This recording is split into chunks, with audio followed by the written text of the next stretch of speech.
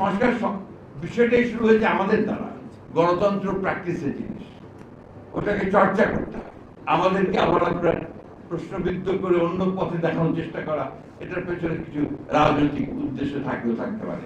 আপনাদের প্রতি অতীতে এই যে নির্যাতন হয়েছে, নিপীড়ন হয়েছে, আপনাদের আইন কানুনগুলোর যে পুরোপুরি ফ্লেক্সিবলি চরিত্র দেওয়া হয়েছে, এটার বিরুদ্ধে আমরা লড়াই করছি, আমরা লড়াই করে চলেছি, এখনো করছি।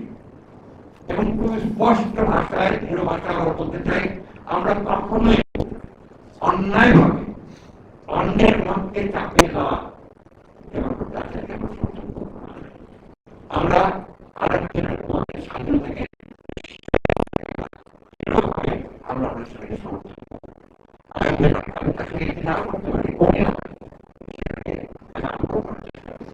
এটাই আমাদের চিন্তা, এটাই আমাদের ভাবনা। একটা বিষয় আমি আপনাদেরকে নিশ্চয়তা দিতে পারি যে আমরা সংবাদপত্রের স্বাধীনতা, এটা আমাদের অন্যতম প্রতিষ্ঠান 31 দফার মধ্যে এটা আমাদের আছে, 27 দফার মধ্যে ছিল, তারও আগে ছিল, 2016-তে ছিল সংস্কারের। আমাদের মন্ত্রীদের একটা প্রচারণা চালা হয় যে আমরা কি সংস্কারের বিরুদ্ধে, প্রায় বলা হয় যে সংস্কার আমরা নির্বাচন চাই। অর্থাৎ সংস্কার বিষয়টাই শুরু হয়েছে আমাদের দ্বারা।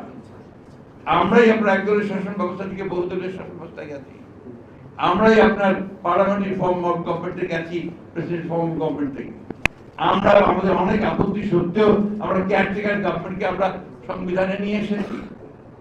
এগুলো বাস্তবতা।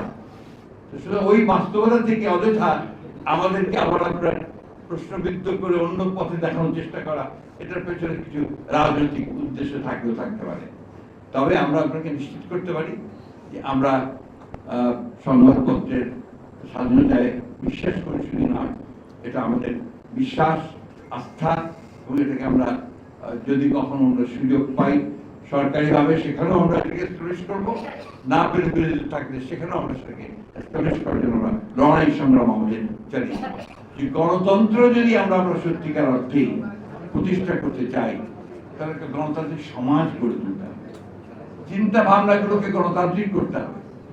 আমি মনের মধ্যে চিন্তা করবো যে আমি যা বলবো সেটাই সঠিক, তাহলে তো সেই ঠিকভাবে আমরা গণতন্ত্রের চর্চা করতে সক্ষম হব না। একইভাবে সংবাদ মাধ্যমগুলোকে তারা আমার কথা বললে ঠিক আছে আর আমার কথা বললে ঠিক নেই, এই চিন্তা ভাবনাও কিন্তু আমার গণতান্ত্রিক যে চর্চা সেটাকে শক্তিশালী করবে না। সংকটটা কোথায়? সংকট যে গণতন্ত্রই তো নেই। 15 বছর ধরে তো লড়াই করলাম সেই জন্যে, গণতন্ত্রের উত্তরণের জন্য। বান্ডেল থাকলে প্রতি সেনমানিতে টাকা বাঁচবে। বিকাশ সেনমানি বান্ডেল কিনে জিতুন প্রতি লেনদেনে।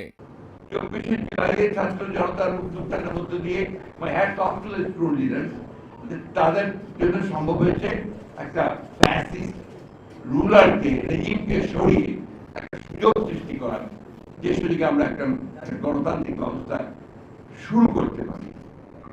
পোটেনশিয়ালটা দেখা দিয়েছে, সম্ভাবনাটা দেখা দিয়েছে, রাতারাতি হয় না। গণতন্ত্র প্র্যাকটিসের জিনিস, ওটাকে চর্চা করতে